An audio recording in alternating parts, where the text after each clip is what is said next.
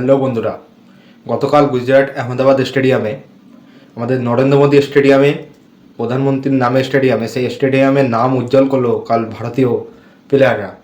কাল আমাদের ভারতীয় প্লেয়াররা যা খেলেছে 193 রানে কালকে নেদারল্যান্ড টিমকে সোজা বাড়ি পাঠিয়ে দিয়েছে এবং 17 রানে ম্যাচ জয় হাসিল করেছে আমাদের ভারতীয় টিম।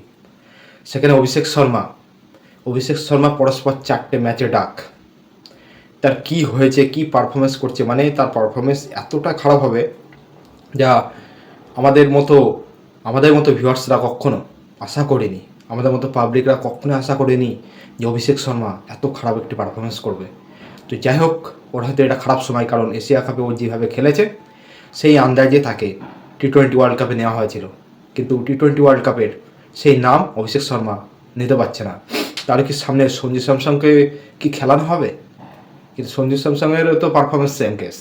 যাই হোক অভিষেক শর্মা তো 4টে ম্যাচে 0 রান করে আউট হয়েছে, কিন্তু সঞ্জু স্যামসং যাই হোক 27-28 কম করে এমন করে রান করে আউট হচ্ছে। কাকে নেবে সেখানে? এই নিয়ে ভারতীয় সমস্ত টিমের মধ্যে, আমাদের ভারতীয় টিমের মধ্যে একটা টেনশন রয়েছে। প্লাস গৌতম গম্ভীর, অজিত আগারকার তারা এটা নিয়ে ভাবছে কাকে খেলানো যায় সেই জায়গাটায়। তাকে পরস্পর 4টে সুযোগ দিয়ে সে কোনো কাজে লাগাতে পারলো না। তো বন্ধুরা, আমাদের ভারতীয় টিমের স্কোর কার্ড কেমন ছিল সেটা নিয়ে আলোচনা করবো এখন। অভিষেক শর্মা মাত্র 3 বলে 0 রান করেছে। ঈশান কিষান 7 বলে 18 রান। তিলক বর্মা 27 বলে 31। সূর্যকুমার যাদব তিনি 28 বলে 34। শিবম দুবে 31 বলে 66 রান। হার্দিক পান্ডিয়া 21 বলে 30। রিঙ্কু সিং 3 বলে 6। চলে আসছি নেদারল্যান্ড টিমের পারফরমেন্স। লেভিট তিনি 23 বলে 24 রান। ম্যাক্স 18 বলে 20। লিড 23 বলে 33 রান এবং একরম্যান তিনি 15 বলে 23 রান। ডট তিনি 0 রান করেছে। এডওয়ার্ডস ক্যাপ্টেন তিনি 10 বলে 15। ক্যাচেট তিনি 16 বলে 26 এবং কোরিয়াস তিনি 12 বলে 25 রান করেছে এবং ভ্যানভিক তিনি 2 বলে 4 রান করেছে। এই ছিল কালকে নেদারল্যান্ড টিমের পারফরমেন্স। 176 রানের মধ্যে 7 উইকেটে তাদের 17 রান আর মাত্র চেস করতে পারলো না নেদারল্যান্ড টিম, সোজা বাড়ি। এবং আমাদের ভারতীয় টিমের যে গ্রুপ স্টেজের যে ম্যাচ সেটা কাল খতম হয়ে গিয়েছে, এবার শুরু হতে চলেছে সুপার 8-এর ম্যাচ। তো যাই হোক বন্ধুরা, চলে আসি বোলিং পারফরমেন্স কেমন করেছে নেদারল্যান্ড টিম। এই ডট 4 ওভারে 19 রান করে 2 উইকেট নিয়েছে। ভ্যানউইক তিনি 4 ওভারে 56 রান খেয়ে 3টে উইকেট নিয়েছে। একরম্যান তিনি 3 ওভারে 36 রান খেয়েছে। কেলেন তিনি 4 ওভারে 38 রান খেয়ে 1টি উইকেট নিয়েছে। লিড 4 ওভারে 28 রান খেয়েছে।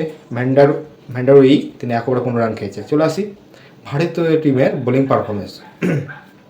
হর্ষদীপ সিং 3 ওভারে 22 রান খেয়েছে। জসপ্রীত বুমরা 3 ওভারে 17 আর 1টা উইকেট নিয়েছে। ওয়াশিংটন সুন্দর তিনি 4 ওভারে 36। বরুণ চক্রবর্তী 3 ওভারে 14 রান খেয়ে 3টে উইকেট নিয়েছে।